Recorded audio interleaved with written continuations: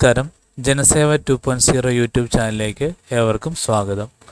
ആദ്യമായിട്ടാണ് നിങ്ങൾ ഈ ചാനൽ കാണുന്നതെങ്കിൽ സബ്സ്ക്രൈബ് ചെയ്യാനും ലൈക്ക് ചെയ്യാനും താഴെ കാണുന്ന ബെൽ ബട്ടൺ അമർത്താനും ശ്രദ്ധിക്കുമല്ലോ.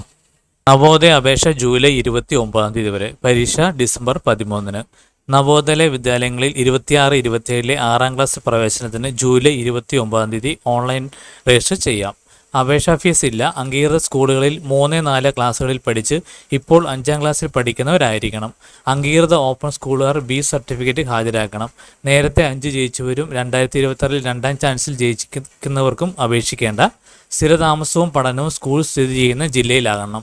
ജനനം 2014 മെയ് 1 മുതൽ 2016 ജൂലൈ 31 വരെ. ആർക്കും പ്രായത്തിൽ ഇളവില്ല. പ്രോസ്പെക്ടസിനും നവോദയ.gov.in. അപേക്ഷകരെ സഹായിക്കാൻ കേരളത്തിലെ 14 ജില്ലകളിൽ നവോദയ സ്കൂളുകളിൽ സൗജന്യ ഹെൽപ്പ് ഡെസ്ക് ഉണ്ട്. സ്കൂളിൽ താമസിച്ച് പഠിക്കണം. CBSE സിലബസ് ആണ്. 8ാം ക്ലാസ് വരെ മലയാളം മീഡിയം, തുടർന്ന് മാത്സും സയൻസും ഇംഗ്ലീഷിലും സോഷ്യൽ സയൻസും ഹിന്ദിയും.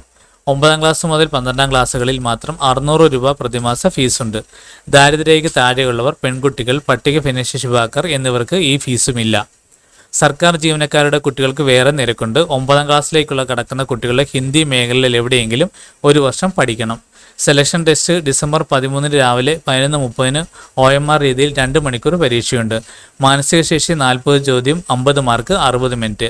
അരിത്തമെറ്റിക് 20 ചോദ്യം 25 മാർക്ക് 30 മിനിറ്റ്. ഭാഷ 20 ചോദ്യം 25 മാർക്ക് 30 മിനിറ്റ്. ആകെ 80 ഒബ്ജക്റ്റീവ് ചോദ്യം 100 മാർക്ക് 120 മിനിറ്റ്.